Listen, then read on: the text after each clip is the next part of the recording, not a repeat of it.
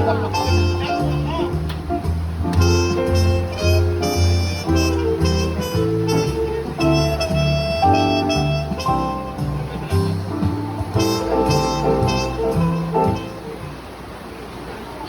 you. Can I start now? Okay.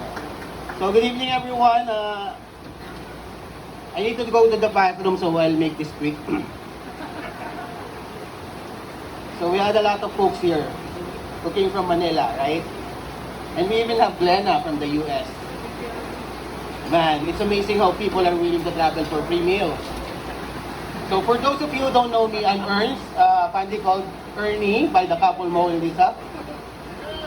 Yeah, I know. I have the tendency to do things, I have to procrastinate. And I try to do things as early as possible. However, I always end up doing it the last minute, like this speech. Sorry. Anyways, Mo actually called the smartest among the group of friends. That was his first choice. But he got turned down. Then he called the most charming. Again, he got turned down. He then tried to convince the most handsome. Again, no. He called me and I said yes. Dude, you know I can say no to you the fourth time. Right? So here we are. I've known Moon probably for 20 years, give or take. We didn't click on the get-go.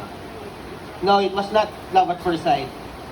We met each other in one of the BPO in Ortigas. Back in our trainee days, right? I remember him standing at the back one time, trying to keep himself awake as the training is scheduled to the wee hours of the night, right?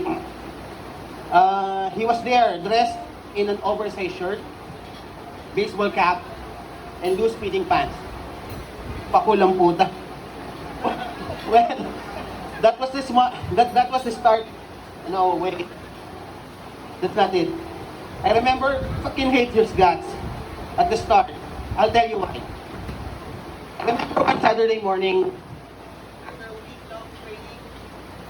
after a week of training, me and three more friends, I believe it was Seth and Felix and one dude that I can't remember the name.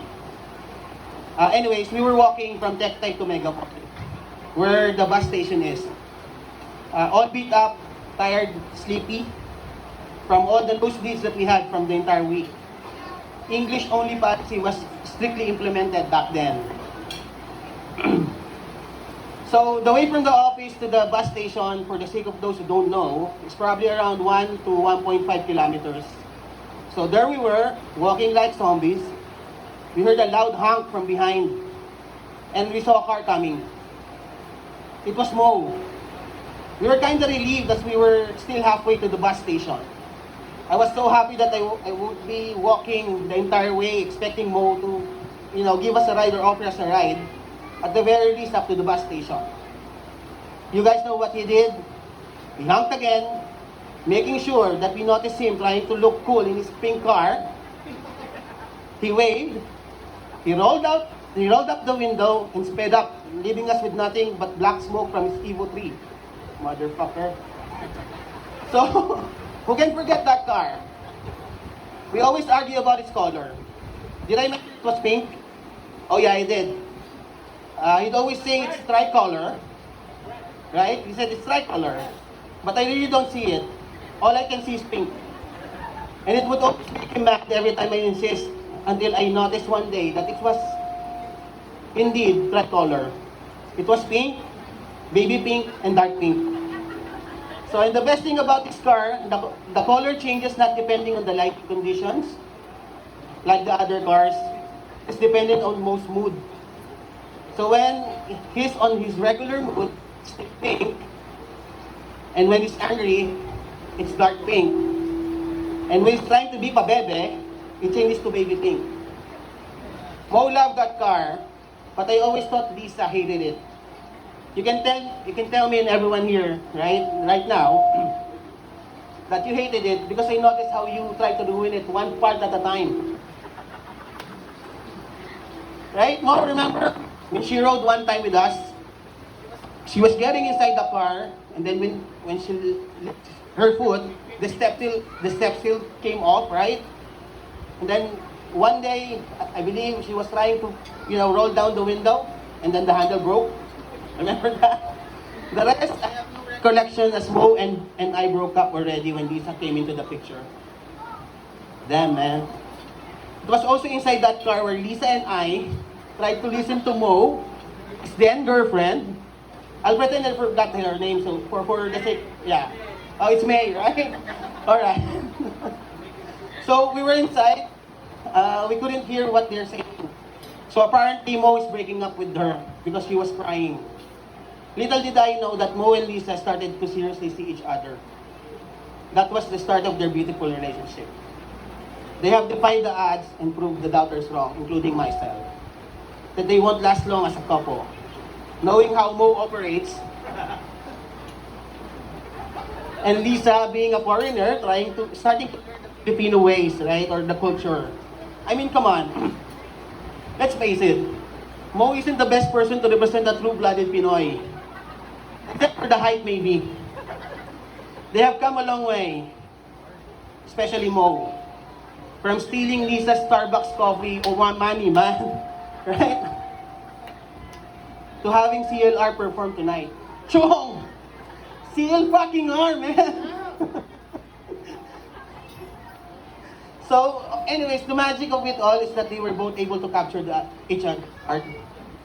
Looking at you guys now, I am nothing but proud of what you have accomplished as a couple. I cannot grasp the idea of renewal of vows. For me, for one to renew something, there's gotta be an expiration date. So I asked myself, is it because Mo, or probably Lisa, or both, starting to fall out of love from each other? Then it struck me. They chose to renew today, specifically today, so they can add each other to their respective cards and checks out before the day ends. 11-11 sale, baby. Nakapag-add to cart na ba lahat? So, but kidding aside, I never understood that concept until last night. When the group were catching up and getting wasted after the rehearsal dinner. Yep. We got wasted. But I witnessed how Mo holds Lisa's hand while they slowly trod, the boardwalk. Slowly walking from one cabin to another. Sorry, I'm holding back my tears.